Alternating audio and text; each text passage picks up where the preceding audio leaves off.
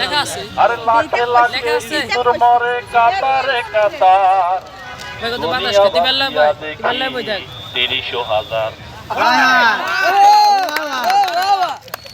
মুসলমান ভাইদেরকে সালাম, হিন্দু ভাইদেরকে নমস্কার। এই যে দাদা আপনারা হয়তো আমাকে চেনেন, চেনার কথা আমি বাংলাদেশের ৬৪ জেলা ৬৮,০০০ গ্রাম বাংলা ভ্রমণ করে থাকি। বিশেষ করে টেকনাফ থেকে তেতুলিয়া, রূপসা থেকে পাতুরিয়া, সুন্দরবন, আন্দরবন, কুমিল্লা, নোয়াখালী, মহাখালী, পটুয়াখালী সব জায়গায় দাদা আমি ভ্রমণ করে থাকি। আমি দাদা একটা রোগের ঔষধ বিক্রি করি, সেই রোগের নাম খাওজানিতে চুলকায় রাজা, চুলকায় রানী, আরো চুলকায় চাকর চাকরানি, টিপলে বাড়ায় লাল পানি, আরো আমবাদ, জামবাদ, কসবাদ, গিরাবাদ, জয়েন্টে জয়েন্টে ব্যথা, পয়েন্টে পয়েন্টে ব্যথা লাগাই দিবেন দাদা কামছে। দাদা ভাই প্রশ্ন আসতে পারে আমার মলমটার নাম কি? দাদা ভাই আমার মলমটার নাম হলো আকাম্যা মলম।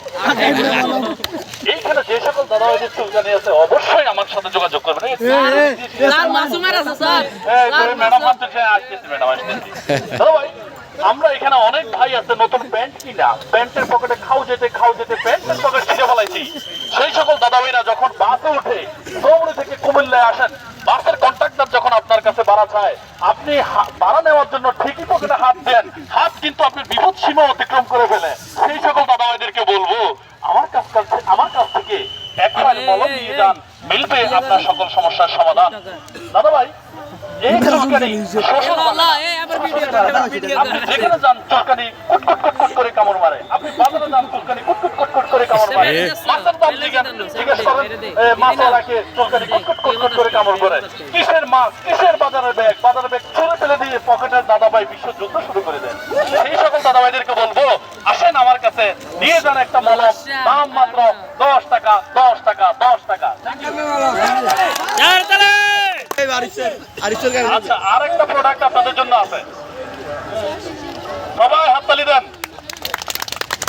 দাদা ভাই আপনাদের জন্য আমি আরো একটা প্রোডাক্ট নিয়ে আসছি, সেটা হলো অষ্টধাতুর আংটি। দাদা ভাই এই অষ্টধাতুর আংটির অনেক কাজ, অনেক দাদা ভাই আছে তাদের মুখে গন্ধ আছে, এই গন্ধের কারণে বাচ্চা কোলে ওঠে না। আপনি কথা বলেন এখানে গন্ধ চলে যাওয়া অন্য জায়গায়, আপনি কথা বলেন বাংলাদেশে গন্ধ চলে যায় আমেরিকাতে।